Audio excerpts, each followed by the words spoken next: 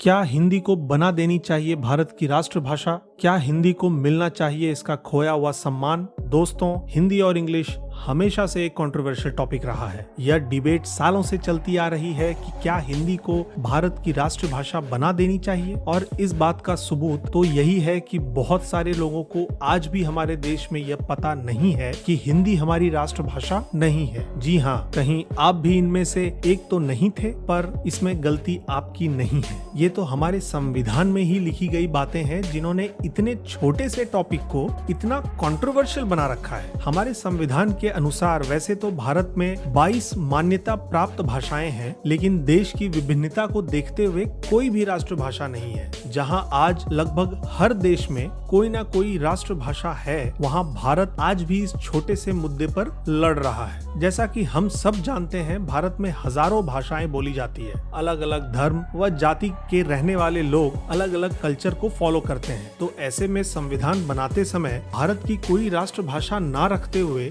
हिंदी और इंग्लिश दोनों को ही ऑफिशियल लैंग्वेज घोषित कर दिया गया था। ऐसा इसलिए क्योंकि कुछ राज्य, जिनमें से ज्यादातर साउथ इंडिया के राज्य आते हैं, उनमें हिंदी नहीं बोली जाती। वो या तो अपने राज्य की भाषा बोलते हैं या इंग्लिश। तो इसलिए उन्हें हमारे तब के प्रधानमंत्री श्री जवाहरलाल नेहरू जी ने यह आश्वासन दिया, उन पर जबरदस्ती हिंदी को नहीं थोपा जाएगा। 2019 में गृह मंत्री अमित शाह जी ने कहा कि हिंदी को अंग्रेजी के विकल्प के रूप में स्वीकार किया जाना चाहिए, न कि स्थानीय भाषाओं के लिए। अमित शाह जी ने कहा कि देश की एकता को मजबूत करने के लिए एक राष्ट्र एक भाषा की जरूरत है। उनका मत था कि हिंदी को भारत की राष्ट्रभाषा बना देना चाहिए। हालांकि इस पर कई राजनीतिक नेता इस टिप्पणी से आहत नजर आए और उन्होंने इसका विरोध भी किया। कई जगह हिंसक विरोध भी देखे गए। राष्ट्रभाषा का ये मुद्दा बहुत पुराना है, पहले भी इसे लेकर कई विरोध हो चुके हैं। 1937 में मद्रास प्रेसिडेंसी में हिंदी के खिलाफ तो एक आंदोलन देखा गया। उस समय भारतीय राष्ट्रीय कांग्रेस के इशारे पर दक्षिण में हिंदी पढ़ाने की बात चल रही थी। करीब 3 साल तक लोगों ने इसका विरोध किया और कई बार विरोध प्रदर्शन हिंसक भी हो गए थे। वर्ष 1940 में कांग्रेस के इस्तीफे के बाद मद्रास के लॉर्ड एर्स्किन ने इस निर्णय को वापस ले लिया। स्वतंत्रता के साथ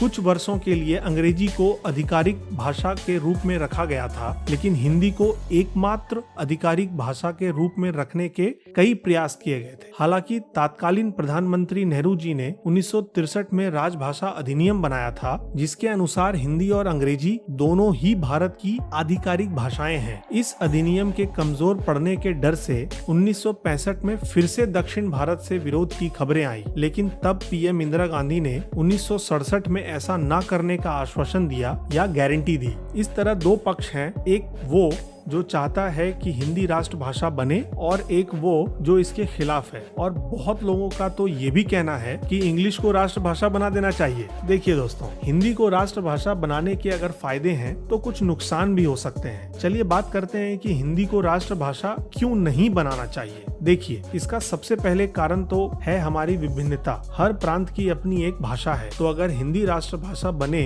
तो हो सकता है कि उन लोगों को पसंद ना आए जिनके लिए उनकी लोकल भाषा ज्यादा जरूरी है। दूसरा इसका कारण है बंटवारा। जी हाँ, कहीं ऐसा ना हो कि भाषा बंटवारे का कारण बन जाए, क्योंकि इसके खिलाफ विरोध काफी हिंसक है। तो कहीं हिंदी को राष्ट्रभाषा बनाने पर कुछ राज्य अलग देश की मांग ना करने लग जाएं, क्योंकि ऐसा पहले भी हो चुका है। पाकिस्तान का ही केस ले लीजिए। अब ये तो आप जानते ही होंगे कि पहले बांग्लादेश भी पाकिस्तान में ही था, लेकिन पाकिस्तान में एक लॉ लाया जिसके चलते उर्दू को पाकिस्तान की राष्ट्रभाषा बनाया जाना था, जो बात पूर्वी पाकिस्तान के लोगों को पसंद नहीं आई, क्योंकि वो अपनी बंगाली भाषा से बहुत प्यार करते थे। और नतीजा सबके सामने है, विरोध हुए और पूर्वी पाकिस्तान 1971 में बांग्लादेश बन गया। इसलिए डर है कि कहीं भारत के साथ भी ऐसा ना हो जाए। चलिए अब बात करते हैं कि हिंदी को राष्ट्रभाषा क्यों होना चाहिए। देखिए, सबसे पहले तो ये उन लोगों के लिए है जो चाहते हैं कि इंग्लिश राष्ट्रभाषा बन जाए, क्योंकि ऐसा करना भी ठीक नहीं है।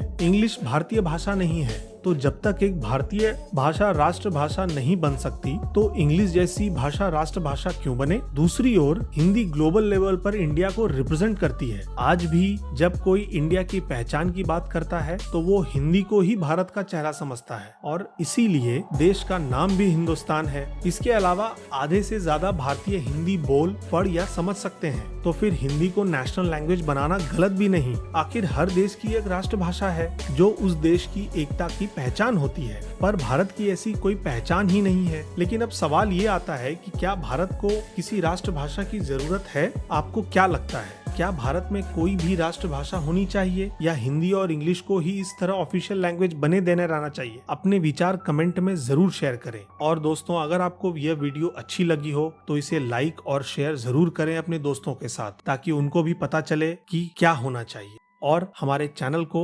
सब्सक्राइब जरूर करें। Thank you.